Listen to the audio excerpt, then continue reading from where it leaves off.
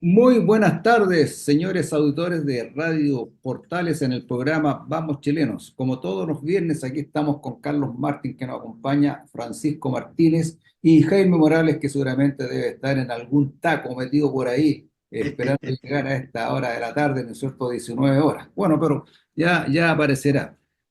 Como siempre, los saludamos con mucho afecto, digamos, ya iniciado el verano, las vacaciones, los turistas. Tenemos muchos visitantes de la República Argentina que están moviendo la economía aquí en Viña del Mar, por lo menos en forma bastante importante, que es bueno para la ciudad.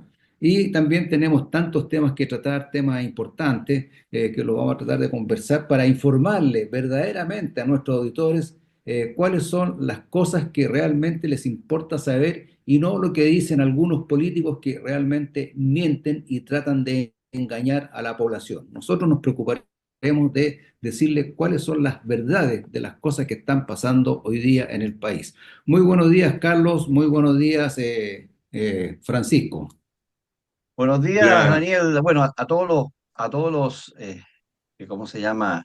Que nos siguen, nos ven y nos escuchan. Fundamentalmente, igual nos siguen por las redes sociales del programa Vamos Somos Chilenos de Radio Portales de Valparaíso. Hola Daniel, hola Carlos, muy buenas tardes a todos nuestros auditores. Estamos iniciando el año con un nuevo programa de Vamos Somos Chilenos. Este programa busca entretener de alguna manera con una amena conversa de la actualidad nacional y a veces también internacional. Esperamos que este año 2025 sea muy entretenido también, como lo fue el año anterior. Bueno, veamos cómo nos va a ir este año 2025. Yo tengo mucha esperanza, soy bastante optimista de que podamos progresar y hacer que este país vuelva a crecer como pasaba en los tiempos pretéritos. Bueno, una cosa importante que tenemos que tratar, a ver si lo podemos tratar en este año, tenemos la visita de nuestro presidente al Polo Sur. Yo creo que es un hito importante para lo que es la presencia del Estado, pero en mi opinión yo creo que no solamente basta que el presidente haya ido a hacer turismo al Polo Sur, sino que más importantes son las acciones de hecho que se deban hacer en la Antártica para reclamar nuestra soberanía cuando en el tiempo corresponda, que será más o menos, si no me equivoco, dentro de los próximos 25 años, se va a volver a tratar que es un sistema de tratados antárticos, no es un tratado auténtico, es un sistema de tratados antárticos donde varios países están reclamando parte de la soberanía en este continente que es muy apetecido por la cantidad de recursos que existen en la Antártica. Es importante de que esta visita realmente encienda el interés real del Estado de hacer soberanía en forma fuerte en el territorio antártico. Nosotros sabemos que nuestros hermanos argentinos tienen una muy buena presencia y están muy preocupados también de hacer soberanía en ese continente. No sé cuál es la opinión, Carlos. Bueno, a ver, yo creo que aquí esta noticia tiene dos patas, como bien dices tú. Una, el tema simbólico, lo que representa que un presidente de la República haga una visita ¿cierto? Al Polo Sur, al punto del Polo Sur, más allá de la anécdota también que todos saben que se ha comentado y que señaló algo que está en el Polo Norte, como que iba a haber una constelación que sea el Polo Norte, pero eso dejémoslo en la anécdota nomás, ¿ya? que, Sí. que, que quizás no sea trascendente, bueno, es vale humano. Pero sí es importante. Pero otra cosa, como muy bien dices tú, son los hechos. O sea, yo creo que yo no soy especialista en temas antárticos, pero sí entiendo muy bien el tema geopolítico y una de las cosas que me preocupa, no vamos a decir que me ocupa porque no le he dedicado mucho tiempo, es justamente la proyección en tema antártico, porque la Antártida, para no ser majadero, tiene una proyección, este es un continente que no está contaminado, pero tiene al mismo tiempo minerales, tiene una serie de cosas, tiene un continente que se lo disputan 7 naciones, 7 países, si mal no recuerdo, que hay disputas que se sobreponen y que tal como dices tú, existe un sistema de tratado que también al 2040 y tanto creo que tiene que revisarse, porque empezó el año 59, pero que aquí lo importante efectivamente es, más allá de los títulos que puede señalar Chile que vienen de la colonia, que efectivamente vienen de la colonia, es la presencia real, efectiva, como Estado que tiene Chile. Y que en comparación, pues, las comparaciones son odiosas, a otros estados, evidentemente quizás no ha tenido la misma fuerza ni ha tenido la misma conciencia en los últimos tiempos, que esto viene, ¿no es cierto?, la época de Gabriel González Videla, y que de ahí siguió siendo durante mucho tiempo un trabajo que se crearon las bases y Chile tuvo una presencia práctica. Existe, todos sabemos, un departamento en las instituciones armadas que está preocupado por los temas, pero yo creo que, en resumen, me parece bien en lo simbólico, no puedo decir lo contrario, pero estas palabras o esta tiene que estar ligado con un tema de Estado que va más allá de este gobierno, que creo que quizás Chile está un poco sin ser especialista y a lo mejor cometiendo algún error por desconocimiento. Tengo la apreciación o la percepción de que está al debe en comparación a otro Estado y a lo que fue en otra época el tema antártico. Francisco. Mira, primero algo de historia al respecto. Chile viene yendo hacia la Antártida desde los años 40.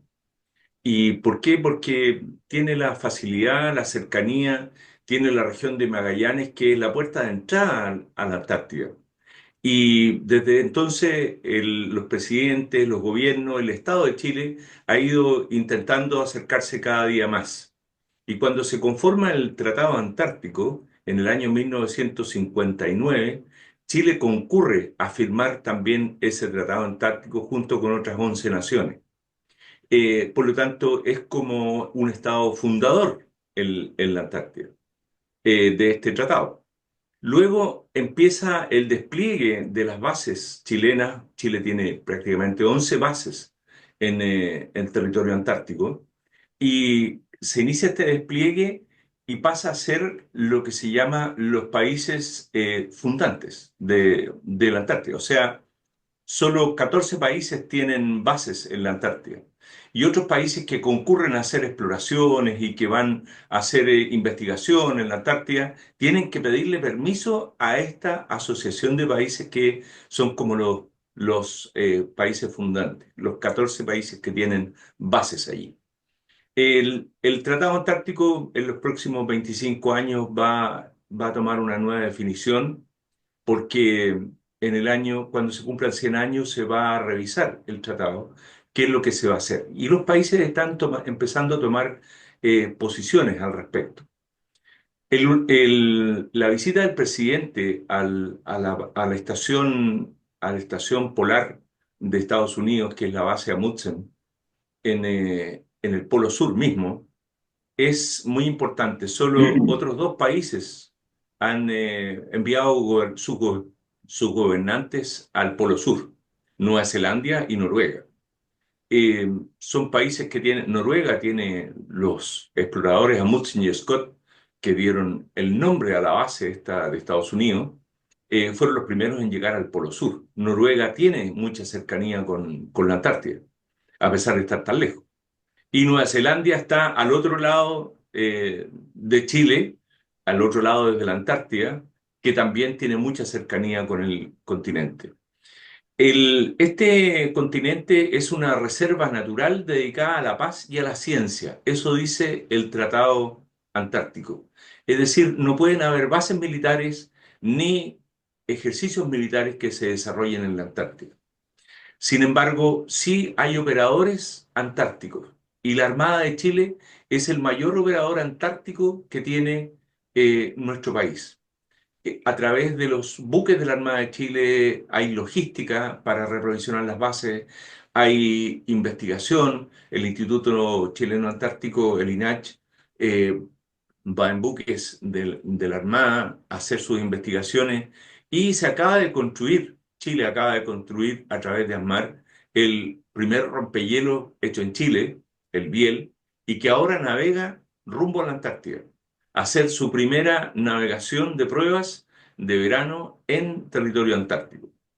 Este es un granito, ya se conforma el trío de buques que van a hacer la patrulla antártica, que es el rompehielos Hiel, el remolcador Lientur, que es un remolcador de alta mar construido y diseñado y adquirido por Chile especialmente para dedicarlo al tema antártico, y el patrullero oceánico, el OPB Marinero Fuente Alba. Entre los tres buques está la patrulla antártica, que hacen logística, investigación, relevo de bases, etc.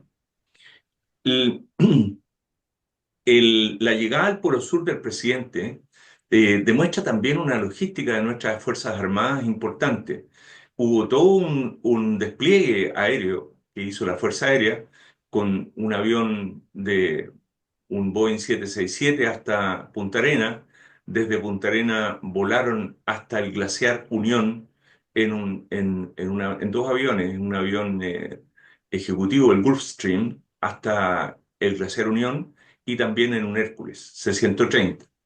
Y desde allí, desde el glaciar Unión hasta el Polo Sur, que hay otros 1.200 kilómetros de distancia sobre terreno absolutamente helado, volaron dos helicópteros Black Hawks y dos aviones Twin Otter para llevar a la delegación completa que estaba compuesta, entre otros, bueno, por el presidente, por cierto, la ministra de Defensa, la ministra de Bienes Nacional, perdón, de Medio Ambiente y los cuatro comandantes en jefe de las Fuerzas Armadas.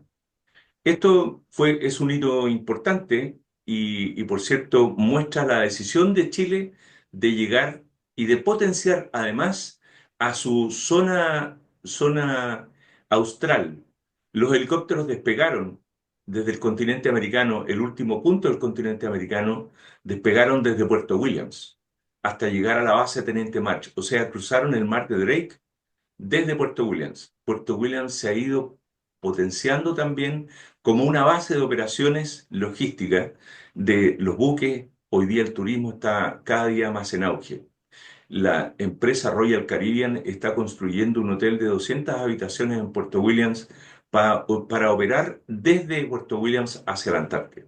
En fin, yo creo que hay un montón de cosas, hechos, inversiones que se han venido realizando que están dando fruto en esta llegada. Y esta ida del presidente al Polo Sur muestra la decisión que tenemos como país de seguir avanzando y de seguir incorporando a la Antártica como parte de nuestro territorio. Eh, Carlos. Perfecto, yo creo que en realidad fue una muy buena exposición de nuestro amigo Francisco Martínez para ilustrar a nuestros auditores respecto de lo que es el proyecto este de la Antártica. Recordemos que en realidad Chile es el país que está más cerca en el continente americano de la Antártica a través de Puerto Williams, bueno, el Cabo de Horno, y tenemos un poquito más al sur las islas Diego Ramírez, que son también chilena, o sea, estamos muy cerca de la Antártida. Carlos, ¿querías tú decir algo antes de pasar al siguiente tema? Y no, no, muy, muy breve. Yo me congratulo de alguna manera de la exposición de Francisco. Ahora, mis temores son, como decía, del conocimiento en profundidad, pero los acá hace un tiempo atrás tuvimos una conversación con un diplomático, un embajador en retiro, y frente justamente a los temas fronterizos, que hacía toda una lata exposición de la época, ¿cierto?, de la independencia hasta la fecha, mantenía ante la pregunta justamente las dudas y sus temores frente al tema antártico. Entonces, un poco esa es mi aprensión, pero no así que me deja tranquilo, pero por lo menos me clarifica algunas cosas, Francisco. Eso solamente, Daniel. Ya, bueno, Gracias. veremos cómo se irá desarrollando este tema durante el presente año. Vamos a ver si todas las promesas que dice el presidente Boris, que entre paréntesis no ha cumplido ninguna, puede que esta sea la oportunidad de que, digamos, cumpla alguna. Bueno, pero hay un tema que está candente, que está todavía, digamos, en desarrollo y con mucha fuerza, que es la famosa venta de la casa del expresidente Salvador Allende. Es una cosa que realmente ha llamado la atención y a mí como abogado en realidad entiendo perfectamente que es una aberración jurídica del porte, digamos, como de 5 buques y quizás ahí quedaríamos cortos todavía, ¿ah? Porque se celebró un contrato entre los herederos de Salvador Allende y el Estado. Y dentro de los herederos que tienen el dominio de la casa, que son propietarios de la casa, hay una senadora, una parlamentaria y una ministra de Estado, ¿ah?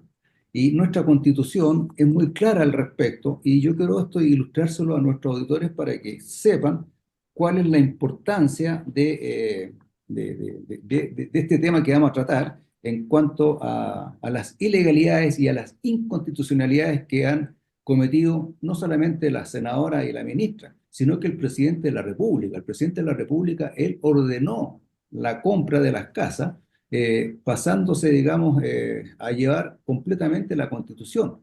Se supone que el presidente de la República es egresado de Derecho, o sea, debe haber estudiado Derecho, y Derecho Constitucional se pasa en primer año, donde claramente se explican estas inhabilidades que tienen, digamos, los funcionarios del Estado. Respecto de la ministra, el artículo 37 bis de nuestra Constitución dice en su segundo inciso: durante el ejercicio de su cargo, los ministros estarán sujetos a la prohibición de celebrar o caucionar contratos con el Estado.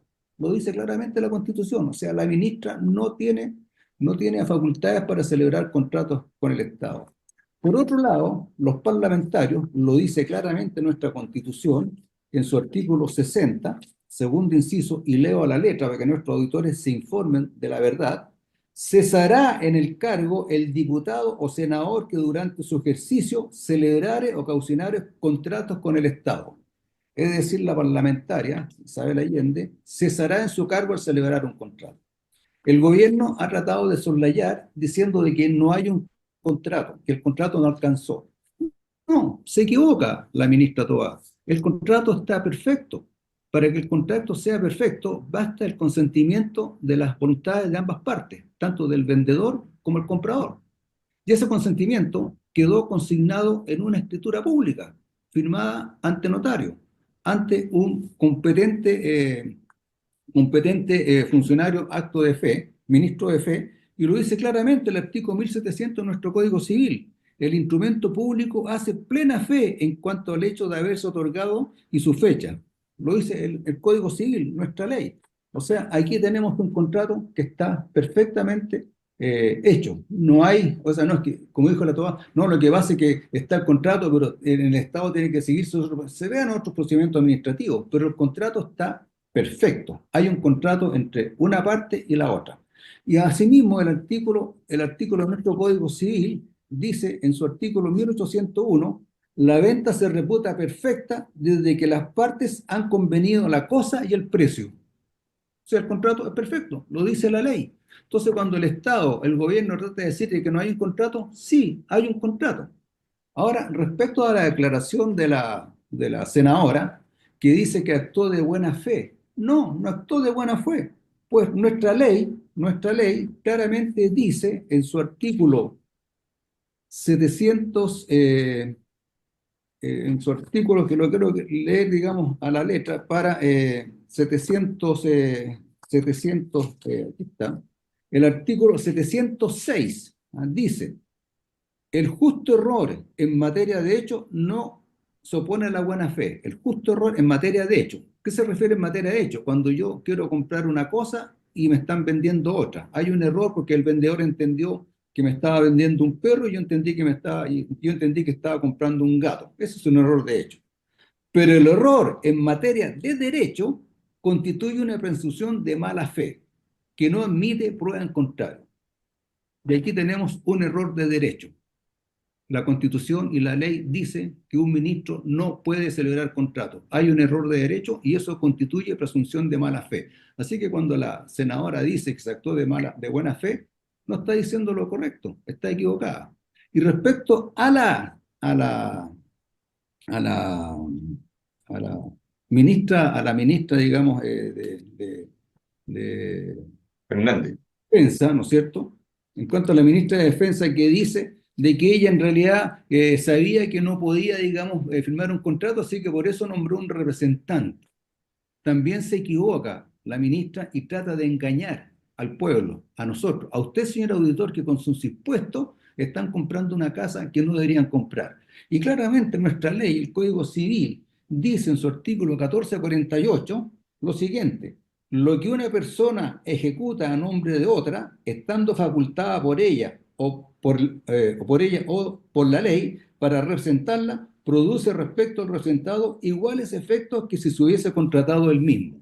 Es decir, el representante actúa en nombre de la ministra. O sea, es la ministra la que está firmando. Así que también la ministra trata de engañar a usted, señor auditor, que con su impuesto se estaba comprando una casa del Estado cuando el Estado dice que no tiene plata, y aquí en Valparaíso no tenemos insumos para que el Hospital Van Buren siga funcionando porque no hay plata. Entonces, quiero decir yo que en realidad lo que tiene que hacer el Tribunal Constitucional en este momento es ratificar y cesar en su cargo a la senadora. Y el gobierno lo que tiene que hacer es cesar en sus funciones a la ministra por haber incurrido en graves contravenciones a la ley. Y por último, y para cerrar el asunto, la ley, Código Civil, el artículo 8 de nuestro Código Civil dice lo siguiente: nadie podrá alegar ignorancia de la ley después de que ésta se haya entrado en vigencia. ¿Y cuándo la ley entra en vigencia? Cuando se publica en el diario oficial. Es decir, no hay motivos para decir de que han contravenido la Constitución y la ley. Luego, aquí tenemos un problema grave y el Estado, el gobierno, tendrá que tomar las medidas conforme a la ley. No sé cuál es la opinión, Carlos.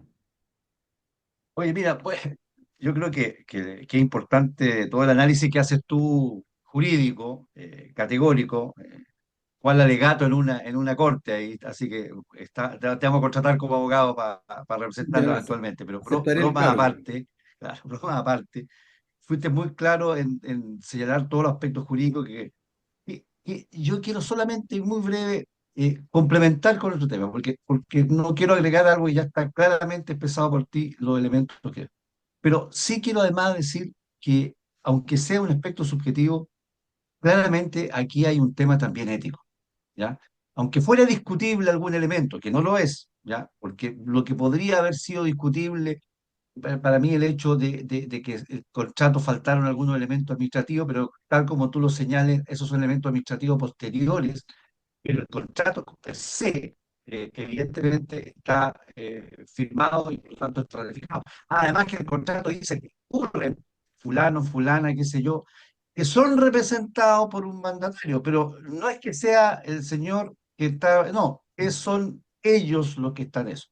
Pero yo creo que igual hay un tema ético, o sea, hay un tema, o sea, personas que están en el gobierno, aunque que no pueden además alegar ignorancia, porque además son personas de una vasta trayectoria política legislativa, o sea, yo creo que aquí hay un tema ético que fue tanta la deficiencia, o sea, tanto los aspectos de no consideración de aspectos valóricos, que ni siquiera fueron capaces de darse cuenta de aquellas cosas que era más grande que una viga, que una casa, o que dijiste tú que unos buques, el Eh, problema que había de por fondo. Entonces, tenemos el aspecto más importante que el jurídico, el legal, el constitucional, pero también yo creo que rescato la falta de probidad y de ética para señalar, aunque sea de hecho, frente a este tema, que eso mismo hizo que actuara incluso contra la ley y contra la Constitución. Y te agrego, antes de darle la palabra a Francis, te agrego que la senadora Isabel Allende, creo que si no me equivoco, va a cumplir 32 años en el Parlamento. O sea, tiene una experiencia y un conocimiento suficiente para decir que conoce la ley. O sea, alegar después de decir que en realidad actuó de buena fe, me parece, digamos, bueno, no quiero decir nada más, pero Impresentable y claro, mira, no tiene, o sea, como se no tiene dijeron, no tiene claro. explicación ni justificación. Ahora, también detrás de eso hay una cantidad de abogados asesores. Entonces uno podría decir que estos abogados puede que le hayan hecho presidente y esto no se puede hacer, pero el presidente de la República ordenó, decretó. Entonces yo creo que esos abogados se transforman también en cómplices de este desfalco. En realidad, tal como dice Fernando Villegas, están saqueando el país y los pillamos en esto, los pillamos en el caso Monsalve, los pillamos en el caso Fundaciones. En realidad, yo creo que ya en realidad no hay más capacidad de análisis de la ineptitud de este gobierno, a pesar de que el presidente cuando asumió a la presidencia juró cumplir con la ley y la constitución, pues, Francisco, antes que se Mira, acabe el globo. mira, hoy hay un análisis hoy día que trae la prensa sobre la línea de tiempo de los hechos ocurridos. Y aquí se destaca que este tema de la compra de las dos casas, o sea, de las propiedades de las dos familias, Allende y Elwin, viene desde la ley de presupuesto del año 2023. En septiembre del año 2023, al aprobarse el presupuesto, se aprobó una línea de compra de estas propiedades. Luego vino todo el proceso donde se le encarga al Ministerio de Bienes Nacionales que asuma la compra de estas propiedades. Y el Ministerio de Bienes Nacionales redacta un decreto firmado por el presidente y la ministra de Bienes Nacionales que resuelve la compra de las propiedades. En esto sigue hacia adelante el proceso completo, estamos hablando de más de un año, o sea, un año y medio prácticamente, y sigue el proceso y viene a la Contraloría. Y la Contraloría toma razón de la compra de esta propiedad. Entonces la pregunta es, ¿qué, ¿de qué razón tomó? porque la Contraloría dice ahora, se excusa de que en realidad ellos no revisaron la juridicidad del contrato. Entonces, ¿qué fue lo que revisaron? ¿Por qué tomó razón? ¿Por qué siguió adelante esto? La Contraloría explica, dice que en realidad ellos esperaban que después de haber aprobado esta compra, venía la firma del contrato y ese contrato debió haberles llegado y no les llegó. Entonces, aquí hay algo que no se entiende. Se supone que Sí, la Contraloría lo que debe revisar es la legalidad de las decisiones que se están tomando. No puede aducir que no tuvo a la vista el contrato y entonces aprobó una cosa y después que faltaba la otra. No, no, son explicaciones que más parecen excusas. El Contralor bueno. subrogante eh, que estaba en ese momento fue el que aprobó esta resolución. Bueno, Y oye, en así, realidad, Francisco, perdón que te interrumpa, pero estamos ya en el tiempo. Desgraciadamente, el tiempo siempre ha sido nuestro enemigo. Tenemos que ir a la breve pausa musical y seguiremos con tu comentario en la segunda parte de este programa. Así que, señores auditores, nos retiramos tras un breve espacio musical y volvemos en unos minutos más comentando, digamos, la actualidad y todo este tipo de cosas que están pasando entre el gobierno y la ciudadanía. Bueno, muy buenas tardes nuevamente. Estamos acá en Vamos Somos Chilenos en Radio Portales de Valparaíso esta tarde de día viernes 10 de enero. Ya se incorporó Jaime, ahí hubo una posta. Salió Daniel, que condujo la primera parte y entró Jaime, parece partido de fútbol. Nos mantenemos en la cancha, Francisco y yo aquí para poder conversar con usted, el auditorio. ¿Cómo está, Jaime? Bienvenido a la segunda pata de este programa. Bien, bien, contento de estar viene con usted aquí de modelo panelista, un poco más relajado porque los otros días me toca conducir y un poco... no es tan... La gente dirá, oye, qué fácil estar en la radio, pero no es tan fácil, hay que hacer el programa, hay que estar ahí con el invitado, bien pendiente de las preguntas, que se sientan cómodos también los invitados, pero lo hacemos de muy buena forma, con la mejor ánimo y obviamente, entregar un buen programa en Vamos Somos Chilenos. Así que gracias por este viernes también y estar con ustedes. No, no es fácil, pero es entretenido. Oye, antes de entrar a los temas de ahora, esta segunda pata, Francisco, tú tienes ahí un minutito, un par de minutos para que te quedaste como el tiempo, ¿no, Daniel? Te paró para que tú puedas terminar y sí, redondear la idea que estás hablando la del idea. tema de Mira, la FER. lo más importante es destacar que la Contraloría dice que ellos no tuvieron a la vista el contrato como para hacer el análisis en juridicidad del, de la compra de las propiedades. A mí me parece muy extraño que la Contraloría diga eso cuando ese es su rol, revisar si se está cumpliendo con la ley o no. Entonces, ahí hay algo que también es necesario abrir, esa investigación, qué pasó, por qué ocurrió, y ver las responsabilidades que correspondan. Aquí el Tribunal Constitucional se ha hablado mucho en el tema político respecto a si corresponde o no una acusación constitucional. La verdad es que yo creo que aquí hay una falta a la ley. Así declara, una falta a la ley y es flagrante. Y está el contrato firmado y ahora quieren firmar una resiliación de contrato que es una doble falta.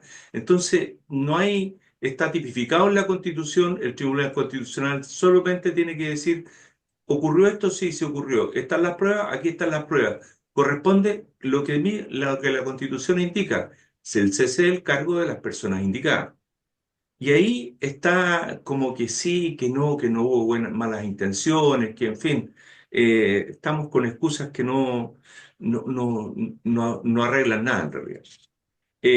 Por cierto que en el caso de la senadora Isabel Allende, que lleva 30 y tantos años de senadora como parlamentaria, ella fue una de las promotoras también del cambio de la Constitución.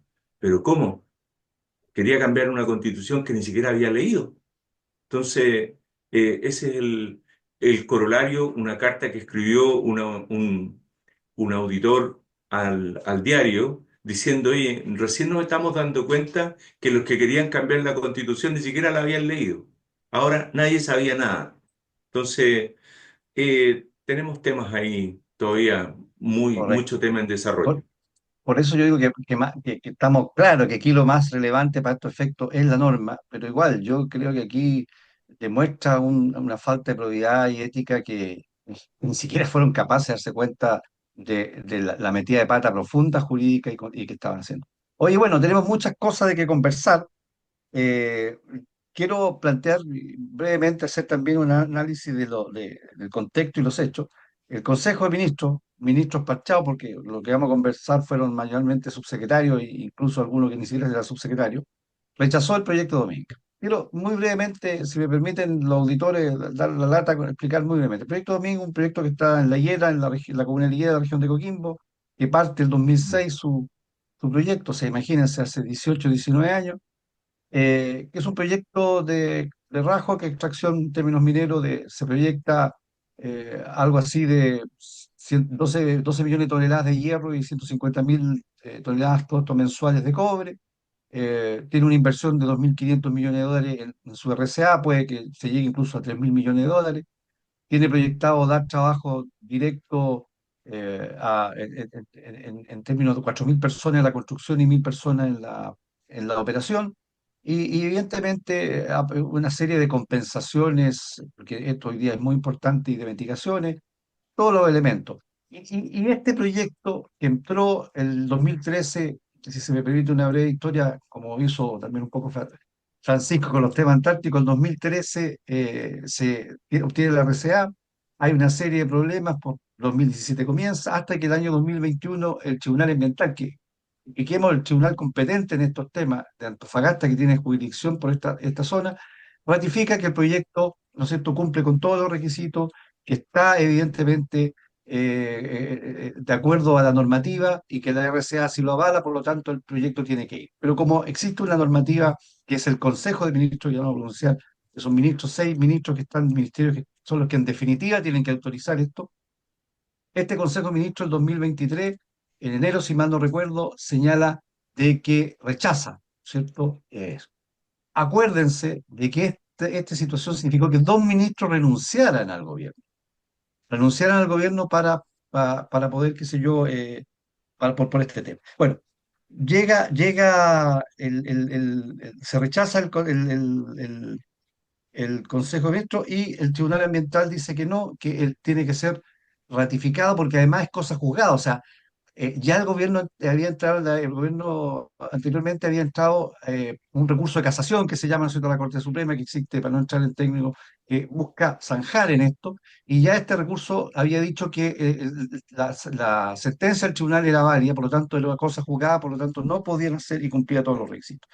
Y dice de que además aquí hay dos fallas importantes, o sea, fuera que la sentencia que dice que el proyecto tiene que seguir adelante, establece que los ministros debieran ser inhabilitados porque dieron opinión previa a su rol de jueces y por lo tanto no estaban inhabilitados para poder lograr su votación. Y da un plazo de 15 días para poder, ¿no es cierto?, ratificar o rechazar a quienes puedan hacer lo que no será eso. Y esto termina, para cerrarlo, el 8 de enero, hace unos días atrás, en la cual el Consejo de Ministros, con los parches, dice que rechaza ya no las 12 que habían nacido originalmente el año 23, sino acoge 2 de las 12 reclamaciones, pero con esas son suficientes para que rechace al proyecto Dominga. Eh, Paralelamente, el SEIA, Servicio de Evaluación Ambiental, inicia también un recurso ante la Corte Suprema para determinar esta competencia ¿no es cierto?, que existe. Esos son los hechos. ¿Qué es lo importante en este tema? Es que otra vez más, o sea, yo creo que aquí todo el mundo está de acuerdo que hoy día la minería y todo proyecto tiene que ser sustentable, ¿ya? O sea, nadie hoy día cree de que hay que hacer proyectos que atenten contra el medio ambiente, la sustentabilidad. Y por eso existen todos estos procesos. Pero cuando uno dice y se pregunta, aunque no sea experto, que un proyecto que empezó en 2006 con una cantidad importante de recursos y que ha llegado importantes recursos de la comunidad, estamos a 2025 y todavía no puede ver luz, es porque algo, o como dice un amigo mío, está mal pelado el chancho. Y cuando por otra parte vemos que porque la cantidad de procesos, de proyectos que no tienen directamente relación, pero sí indirectamente con lo que estamos hablando, es tremendo, de una burocracia y cualquier persona hoy día, en cualquier etapa del proceso, puede judicializarlo y puede parar un proyecto de inversión con miles y miles de millones de dólares que trabaja mucha gente. Insisto, no queriendo decir que no seamos sustentables, porque estamos claros que debe serlo así, evidentemente significa, vuelvo a repetir, que a mi juicio está mal pelado el chancho. Y en este sentido, creo que hay que hacer cambios profundos en esto, porque cuando deja en manos de personas, yo no soy antipolítico, a la gente le consta, pero en manos de políticos, por mucho que sean ministerios técnicos, las decisiones, evidentemente está claro que afectan al desarrollo y el bien país. Eso es un poco los hechos que queríamos llevar a cabo, o sea, comentar al respecto, y me gustaría saber ustedes qué opinan al respecto de este rechazo del proyecto Dominga y cómo lo ven adelante. ¿Quién va al ruedo primero, Jaime o Francisco? Si Jaime. quieren yo, Ya, eh, Jaime, bueno, vengo llegando, así que me tomo la el bosta. micrófono. Sí, lo primero que me gustaría establecer es que Chile representa el 0,2% de la economía mundial, ¿ya? Esto es importante decirlo porque Chile es un país chico, Chile es un país chico y lo único que genera en este 0,2%, que es lo que se retribuye para Chile, es la exportación de materias primas, ¿ya?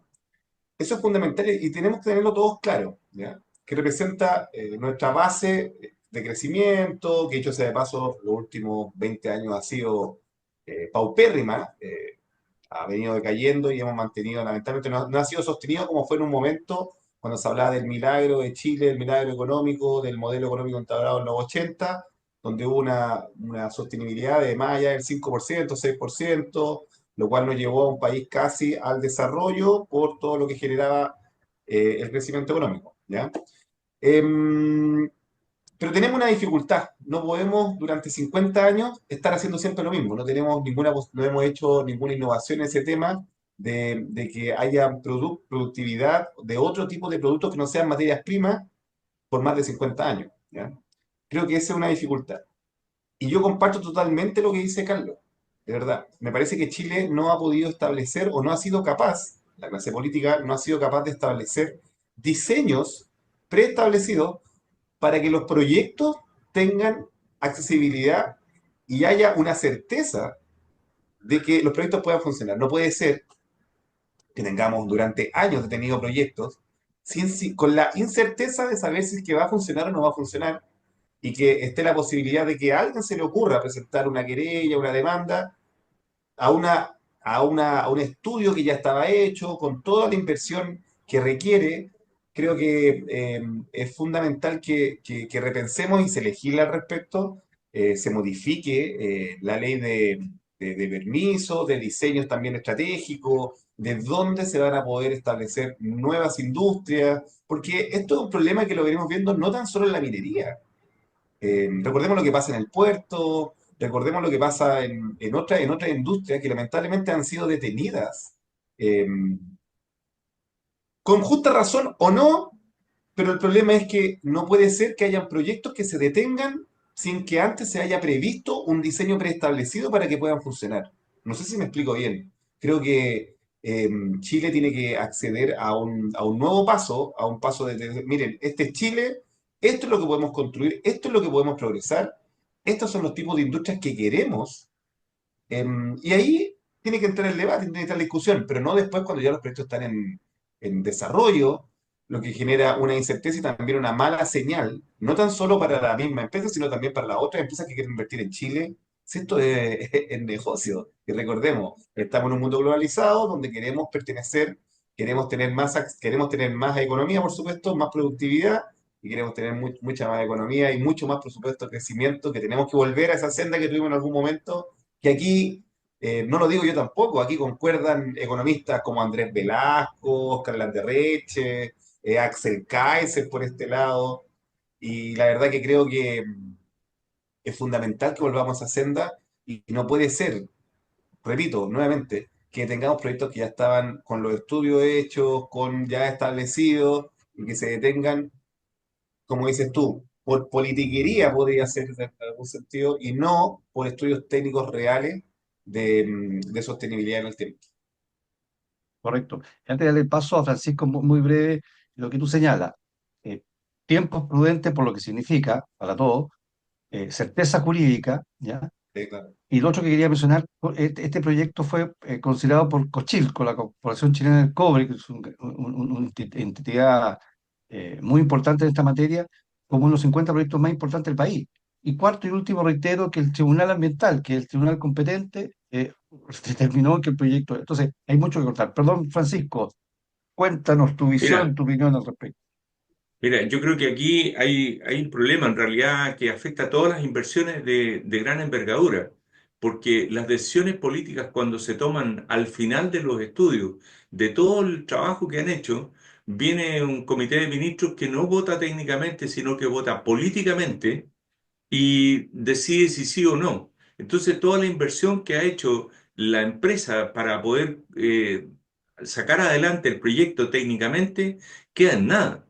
Esas decisiones debieran ser al principio, de manera que se sepa desde un comienzo si vale la pena seguir insistiendo, seguir invirtiendo o no. Eso es como lo primero.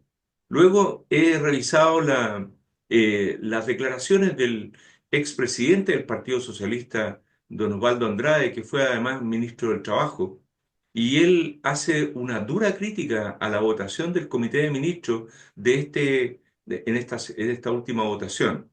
Dice, es tan grave lo que dice que en realidad él estima que el Comité de Ministros que votó cometió desacato contra lo que indica el tribunal, porque aborda temas que el tribunal no le había dado a ellos la tuición para resolver. Por otro lado, encuentra que este tipo de votaciones es miserable porque no se hace cargo de los trabajadores que están a la espera de toda de esta inversión. ¿Y por qué? Porque simplemente dice, oye, ¿por qué no conversan? Si hay dos problemas, persisten dos problemas en que la empresa ¿por qué el gobierno no conversa con la empresa y se resuelven esos problemas y sigamos adelante? Pero no hay intención. Y obviamente que el presidente Boric ya hizo su declaración política al respecto, por lo tanto no va a haber comité de ministros que vote distinto a cómo han venido votando estos ministros. Eso, en mi opinión, yo creo que tiene politizado un tema que no debería hacerlo. Y aquí me voy a saltar de tema, pero es que me ha causado gran impacto. Tiene mucho que ver con lo que pasa aquí, lo que está pasando hoy día con los incendios en Los Ángeles, en Estados Unidos. En Los Ángeles, en California, hay un río que viene desde el norte de Estados Unidos por la zona del Pacífico, que es el río California, y que los deshielos y las aguas sobrantes de lluvia van hoy día siendo destinadas al mar. Cuando pudieron haber hecho, y resulta que los grifos no tienen agua para los bomberos. Entonces, ¿por qué no embalsaron las aguas? No, porque se iban a morir unos pececitos que están en la desembocadura del río. Y estos pececitos hoy día tienen a California prácticamente destruido. Acá estamos igual. Cuestiones ideológicas, cuestiones de verdad que dicen, oye, el pingüino de Humboldt. El pingüino de Humboldt está a 2 millas y que el buque, el ruido del buque podría alterarla. ¿De qué estamos hablando? O sea, por favor, o sea, no hay país en el mundo, no hay puerto en el mundo donde un buque no le provoque algún problema a alguien. Pero los buques, ¿qué problema van a provocar? Primero, no tiran el agua de los estanques al mar. El ruido de los buques, oye, los buques son cada día más simples no transmiten el ruido hacia el mar. Tienen motores eléctricos, funciona la cosa distinta. Hay tecnología, hay cosas que se pueden resolver, pero aquí no ha habido ninguna intención de resolver nada, simplemente ideología. El tema es Carlos. porque opera, como hemos hablado, el fundamentalismo. O sea, todo Sí. está bien. Nadie dice que se maneje estos proyectos de inversión sin considerar los impactos ambientales, sin mitigar. Agreguemos que además la minería, y yo no que esté defendiendo a ultranza, pero la minería hoy día genera elementos que son importantes justamente por temas de sustentabilidad, la electromovilidad y el CO2. Entonces, todos estos elementos son necesarios para generar esto. O sea, apartamos de que tiene una externalidad absolutamente positiva. Y como decía muy bien Jaime, hay otras industrias, porque esto no solamente hoy día se ve con este proyecto minero. Entonces, ¿queremos un mundo desarrollado que haya trabajo de manera sustentable? Sí. pero nos estamos yendo por razones ideológicas a una forma de trabajo sin certeza jurídica, yo diría, con una, rayando perdóneme el lenguaje que voy a utilizar, pero rayando la estupidez en este sentido, porque ya ni Ya. siquiera es un tema de eso. Entonces, yo creo que eso demuestra. Entonces, primero que todo, me parece muy bien lo que está haciendo en el Congreso, el estudio de todos los temas de acotar los tiempos, de hacer la permisión. Pero aquí este tema es un tema técnico y debiera existir un organismo técnico como él, incluso se supone el sello y un organismo superior que tome, determine y los tribunales competentes ambientales y la Corte Suprema que tomen decisión. Y punto. No tiene por qué un consejo. Que en las regiones también pasa. En las regiones son los CEREMI y me consta cómo los CEREMI han recibido entre proyectos mineros en este gobierno y en otros gobiernos similares, instrucciones que todos voten en contra por razones ideológicas, fundamentalistas. Entonces, no podemos querer ser desarrollados Así si no estamos con funciona. esto. No podemos. Así no puede funcionar el No, país. Jaime, tú ibas a decir claramente. algo para Sí, ir sí, avanzando. no, que tiene que, no sé, yo en realidad no me causa asombro que haya problemática en este gobierno con una industrialización, ya pero con una inversión de esta envergadura, cuando sabíamos que el mismo presidente estaba a favor de no a Dominga, entonces creo Sí. yo que obviamente se iban a poner políticamente, puede decir muchas cosas, el presidente y el ministro Grau también, ahí se ha paseado por los programas tratando de explicar la situación, pero todos sabíamos que la tenía muy cuesta arriba, este tipo de inversiones grandes.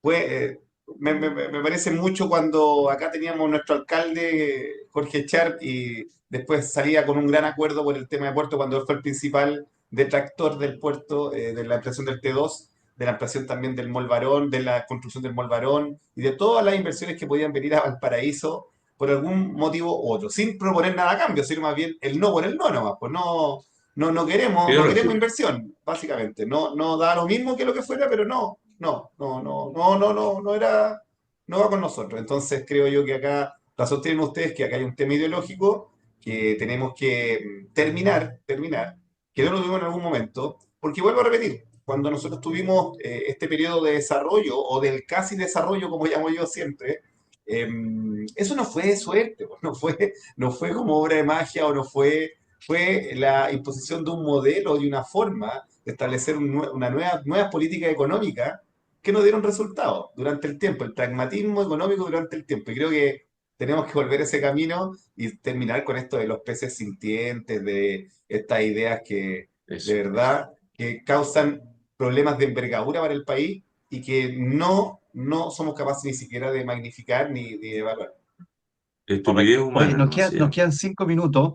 Quiero muy breve para que hagamos un comentario. En estos 5 minutos hablar cambiando. O sea, mis hijos son periodistas, entonces siempre uno decía de que él por formación siempre opositor al gobierno. Entonces uno, en esta labor, destacamos lo positivo al principio y siempre tratamos de destacar las cosas positivas, pero lamentablemente hoy día en este mundo, en este país, nos tenemos que quedar, las noticias que más golpean son cosas de carácter negativo.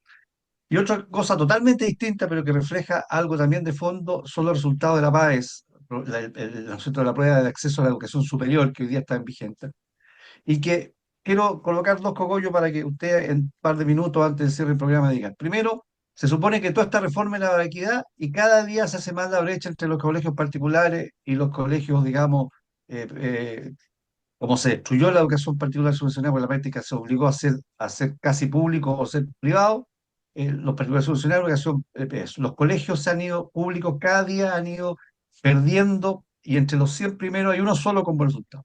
Y en la región de Valparaíso ocupamos el noveno lugar de 16 regiones, la región de Valparaíso en resultado de la paz. O sea, cada día peor, diríamos.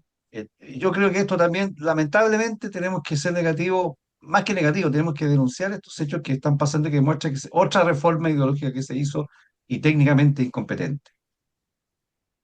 Francisco. Francisco, Mira, el resultado de la PAES, por cierto, tal como tú decías, esta reforma educacional que se hizo, todavía me acuerdo del eslogan, educación gratuita y de calidad para todos. Entonces empezamos con el tema de bajar a los patines, a los que iban más adelantados, buscar la tómbola para el acceso a los colegios y ya dejó de ser el mérito una meta que tenían los niños. Y esto obviamente que significó que hoy día pareciera ser que están como regalando las notas porque los promedios 7, promedio 6,8, 6,9 ya son muy comunes.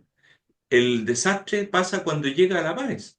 Y en La Paz esos 6,8, 6,9 son un desastre al final. Dan una mala prueba y ni siquiera su colegio queda dentro de los 100 primeros. Lamentablemente, los colegios que ellos creían que formaban élite con la selección en los liceos emblemáticos y no querían formar élite. Por eso los bajaron a todos, los dejaron prácticamente todos los colegios públicos, uno solo está entre los 100 primeros. El Liceo Augusto Dalmar de Ñuñoa, que también, entre paréntesis, al director de ese colegio le dieron, pero con todo y lo querían sacar del colegio, no sé en qué terminó, pero no les gustaba que ese colegio tuviera, se destacara. Afortunadamente sigue ahí.